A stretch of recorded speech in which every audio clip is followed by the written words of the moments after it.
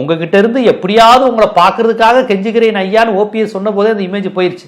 ஆனா என்ன இமேஜ் இருந்துச்சுன்னா, எடப்பாடியை எதிர்க்கணும்னா எப்பா பரவாயில்லப்பா ஓபிஎஸ் ஆதரிப்பா அப்படின்னு ராமநாதபுரத்தில் உள்ள மறவர்கள்லாம் ஏடிஎம்கே மறவர்களும் போட்டாங்க. சில இடத்துல நாடாளுமன்ற தேர்தல் தானே நவாஸ் கனி நிற்கிறாரு அப்படின்னு சில மறவர்களுமே ஓபிஎஸ்க்கு போட்டாங்க. களத்திலிருந்து தகவல் வந்தது.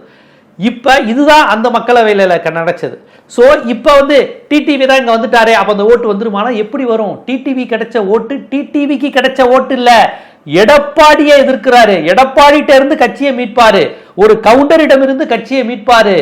இந்த கட்சி நம்ம இமேஜுக்குள்ள வரும் நினைத்து கொண்டிருந்தவர்கள், நாம் அவமானப்படுத்தி விட்டோம், நம்ம சமுதாயத்தை ஒதுக்கி விட்டார்கள் என்று நினைத்து கொண்டிருந்தவர்கள் தான் டிடிவிக்கும் ஓட்டு போட்டாங்க, ஓபிஎஸ்க்கும் ஓட்டு போட்டாங்க. இப்ப இந்த டிடிவி எடப்பாடியை நான் ஏற்றுக்கொள்கிறேன், எடப்பாடி தான் முதலமைச்சர் என்று சொல்லிவிட்டு போய் நிற்கும் போது அந்த ஓட்டு விழாது.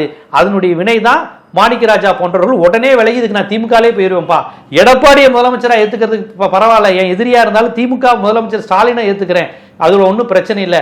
ஏற்கனவே எங்க பங்காளி அன்வர் ராஜா, செந்தில் பாலாஜி, சேகர் பாபு, ரகுபதி அப்படின்னு நாங்க யாரோட ஒர்க் பண்ணோமோ அவங்க எல்லாருமே திமுக தான் இருக்கிறாங்க. அதாவது திமுகவுடன் இணைந்து பணியாற்றுவது எனக்கு ஒரு பிரச்சனை இல்லைன்னு அவங்க திமுக சேர்ந்துட்டாங்க. மேற்குக்கு எப்படி செந்தில் பாலாஜியோ அது மாதிரி இங்க இப்ப தங்க தமிழ்ச்செல்வன், மாணிக்கராஜா இவங்கெல்லாம் சேர்ந்தது திமுகவுக்கு ஒரு பலமாயிருச்சு. ஸோ கடந்த மக்களவையில இருந்து டிடிவி இங்கே சேர்ந்துட்டதுனால பலமாயிருமான்னு பார்த்தா அது சேராது. அதைத்தான் நான் தொடர்ச்சியா எல்லா தொலைக்காட்சி விவாதங்களையும் சொல்றேன். நான் சொல்ற பாயிண்ட் அதுதான். ஒரு சேலம் மணிகண்டன் போன்றவர்கள்லாம் ஜீவா சகாப்தன் டிடிவி பிரிஞ்சிருக்காரு அதனால அதிமுக பலவீனனாரு.